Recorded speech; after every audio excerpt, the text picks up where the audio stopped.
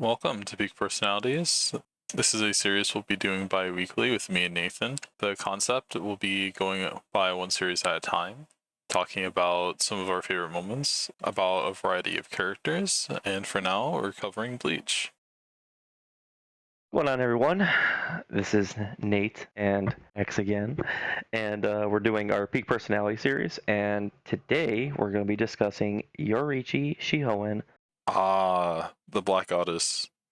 also known as the Flash Goddess, and the top three baddest anime women of all time. Might even be top one. So first thing we're going to get into, I mentioned Yoruichi is a Flash Goddess. She's also the former leader of the, oh man, what are they? Are they the special? What are they called again? Mosquito or something like that. I don't know how to pronounce it. It's barely referenced in the show. It's the Onomitsuki Omitsuki Omitsuki. I think we're gonna call him the Stealth Force. She is also the former captain of the Second Division. She is known for her hand-to-hand combat and her speed and stealth. She's also a cat lady at the same time. She's a very complicated character. I think she's also undermined for just being kind of a fan servicey type female character, but she shows a lot more than that in the show with her maturity and her sacrifices that she made and her nobility and loyalty and the things she fights for. And I think that's why she was important to cover. So going into our next point, our main points is pivotal moments. I think her introduction to the Soul Society arc, where she reveals her human form to Ichigo from Byakuya's attacks, I think that was just honestly, we call it peak personalities. This was a peak moment because at this point in anime, I wasn't really, the black diversity wasn't really big in anime. If you did have someone, it'd be like, I don't know, even I can't even name people, to be honest with you. I think of Oob from Dragon Ball GT, but even then, that's not even canon or anything. And I think Yoruichi was done really well. Just seeing her like how well she was designed and drawn, and then we just get this curiosity. I think Kubo did this really well with a lot of characters, giving us a character and knowing they have a big background history and implying that within the story current arc, and then us showcasing it later on throughout the arc or throughout the seasons. Just having a familiarity with Byakuya, and also, even her playfulness with him saying, like, you couldn't even beat me, and showcasing how fast she is in her Shunpo, knowing that she's, not just some weak damsel lady. She's actually a very powerful and strong character. I think my pivotal moment for Yoruichi is her just showing up and saying like, "Okay, Ichigo, you're weak as shit. Let's go. You're getting Bankai today." And she absolutely like jabs Ichigo, like completely one shots him real quick, and then just completely like evades Byakuya pretty easily. Yeah, she evades Byakuya while running from like a bunch of security guards while carrying Ichigo, and no one can get her. And no one can touch her. No one. For a strong character moment, I believe there's a quote in the series where she said, "A cat, a woman, it doesn't matter. You should be thankful you're still breathing." She has a very loyalty to Kisuke, and I don't understand. Their relationship is very interesting to say the least. So that was, that's why I picked that one, because like I was like going back to my videos. I was like, dang, I forgot how cool Yoruichi was like in those early arcs. Because at this point in the series, we She's a have. side character. Yeah, exactly. You don't really get that from most animes where you get these side characters that are like, you'll get them that are cool, but they're usually washed away pretty quickly, and Yoruichi is not one of them characters. Her loyalty to Rohara and her just willingness to just always fight with him and always be there for him, especially when she openly committed treason and left the Central 46 in order to free Kisuke and Tessai. Tessai, yes. And she freed them, and she just committed to living that life with them, being exiled from the Gotei and just the Soul Society in general. I think that was a very strong. It is a crazy moment. That's a crazy moment because we know what the status quo is, but how did we get there? And it's just like she basically gave up all of her honor, all of her legacy, comfy life, Nobility as well. and nobility just to be with the people she cares about. That's really honorable while losing her honor. Yeah, yeah. I think that really is like that's why I picked it as one of her strong character moments because it's really defining for her and who she is. For biggest surprises, I would say the biggest surprise when we found out about some of her backstory with Soy Phone, just their deep history that they have. I hate Soy Phone so much. I hate even saying her name. But their battle is very significant, and I think it really surprised me in that fight how Yoruichi showed, like, I think she showed it was Shunko. The film pretty much thought sure she had it. I thought it was so funny when Soy Phone was like, yeah, I made this pretty crazy thing. It's called Shunko. Or no, she said she didn't have a name for it. You're just like, yeah, bitch, it's called Shunko. I already mastered that. And then she completely just ends her, and the fight ends pretty quickly. It's not that Yoruichi doesn't have much. But outside of that, I think our biggest surprise, and this is a negative thing, was how Kubo really introduced her in the Thousand Year Blood War arc with the fan service. I think he was going a little overboard. It's a hot take. The Thunder God form is sick, but it's very revealing. I'm not completely against the Thunder form, aside from the fact like it gets activated against her will, and then she is like literally a cat, and she licks Urahara's face. That shit's just weird. Yeah, and I think there was also, I think it was a chapter panel where like literally it's like Urahara and you just have like a zoom in on her ass and it says 86 on it. I think. Oh yeah, she gets a chapter head on her ass cheek like it's a tattoo. I was like, dude, this is crazy.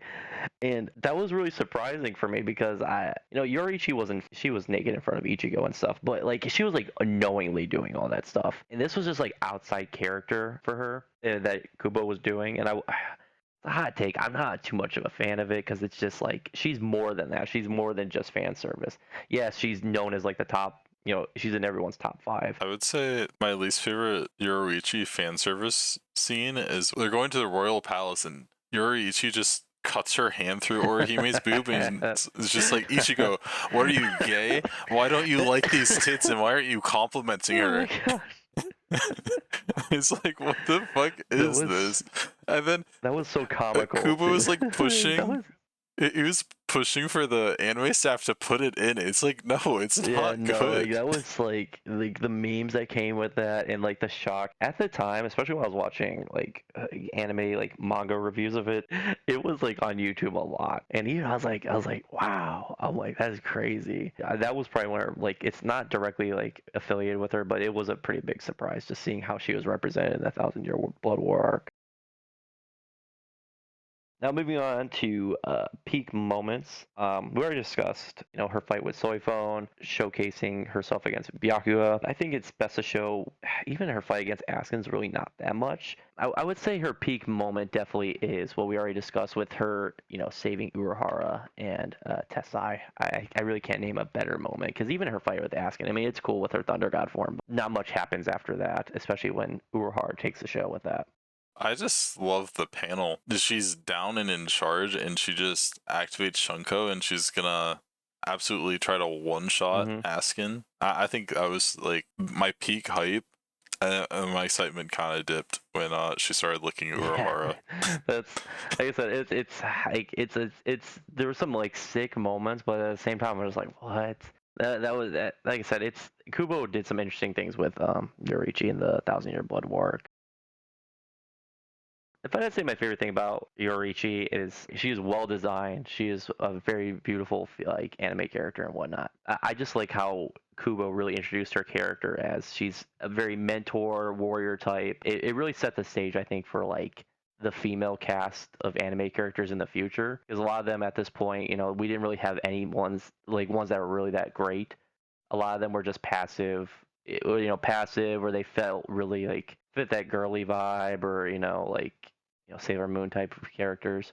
And so that's why I really liked how he really set the stage for like a very powerful female character, and it was very like good for the cast too. She fit really well. What's your favorite thing about her? Her willingness to put herself out there if she has to, like on the battle line. She basically can back up everything she says with her own power, and it just really recontextualizes the way she mentors everyone. She has a very big impact when you think about all the people she's influenced She trained Ichigo for Bankai. She trained Chad and Orihime on how to utilize their spiritual pressure.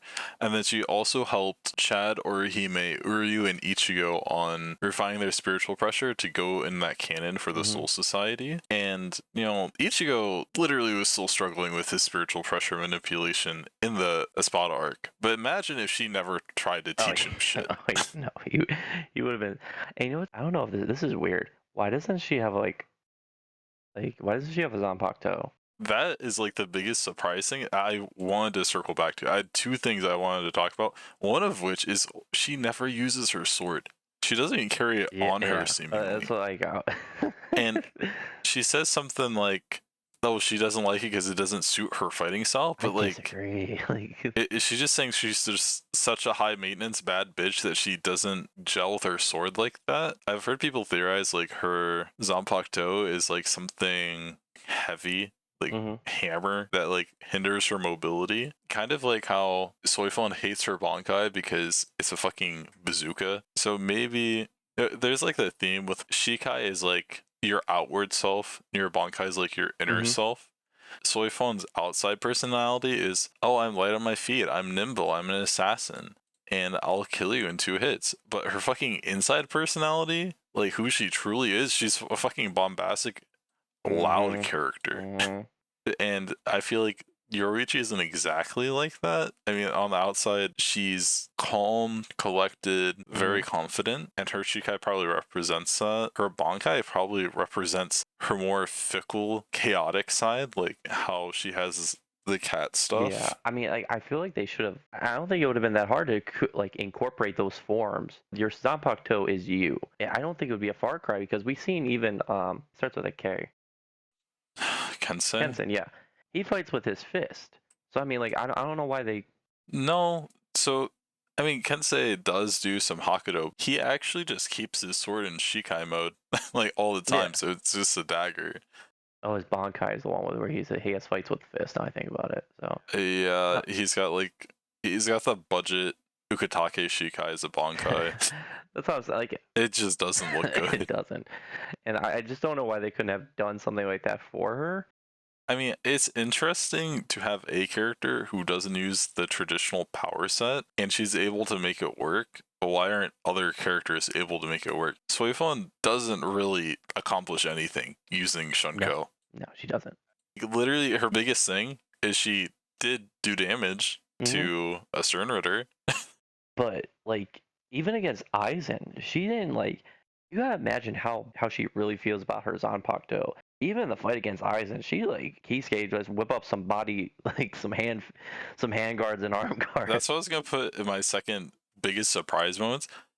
They fought Yami, and she's like, "Bro, Kisuke, make me some fucking armor, so I don't have to punch barehanded against these fucks." It's like Yami was weak as fuck there. Like Ichigo casually cut off his arm. She handled him pretty well until she got hit with I think he just backhanded her and she was out. I thought she got hit with like a blast.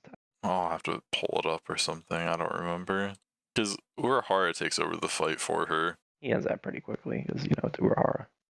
Don't think I have any other things about Yoruichi I really wanted to say. Oh, actually, the anime really forces the Yoruichi Soifon ship. I don't remember it actually being prevalent. It was like more implied in the manga from my memory of when I read it. Yeah. Did they fight? Or is that anime only? That's crazy. The fight is not anime only. You know how anime has to pad stuff with like additional dialogue? Some of the additional dialogue was like Yoruichi simping from Soifon. That's why there's always a bunch of fan service videos about them. And she boxes Yami a lot, like pretty easily. She didn't do bad against Yami. It's just she asked for armor after fighting Yami. I mean, he did. I mean, he was the technically the strongest. The spot rankings are a bunch of bullshit. They are. They don't make any sense. The more you think about it, the more it doesn't make sense. Because since Rukiora and Yami's numbers disappear, then they would imply like Rukiora's number 1, Yami's number 2, and Stark's number 3, which I can't get behind. Yeah, no, I can't either. How do you feel about her fan service, by the way? Yoruichi's fan service? Yeah. Overall, I don't mind fan service so long as it makes narrative sense for the character. Like that first scene where she turns into her human form and is like teasing Ichigo because he's a teenager and he's seeing a naked woman potentially for the first time. Definitely the first time. It plays into her playful teasing attitude, which is very like cat-like. But some of the other stuff, it just feels like she isn't controlling the fan service. It's weird. Yeah. With the exception of the Yoruichi Orihime scene, which is just objectively weird, even though she's in control of it. That's what I was getting at. He's like, we need to add comedy here because it's pretty dire. Yeah, I think it was Kubo just having like some some like weird comical. I think Kubo was like, I don't know when he was making it, if he was just laughing to himself, thinking like, oh yeah, they're gonna get a kick out of this one. he really liked that scene because he was begging the anime director to put it in. He's proud of that. Like he's like, no, it should be in there. It's good. He's like, no, trust me, this is totally with the characters. Like they definitely would do this.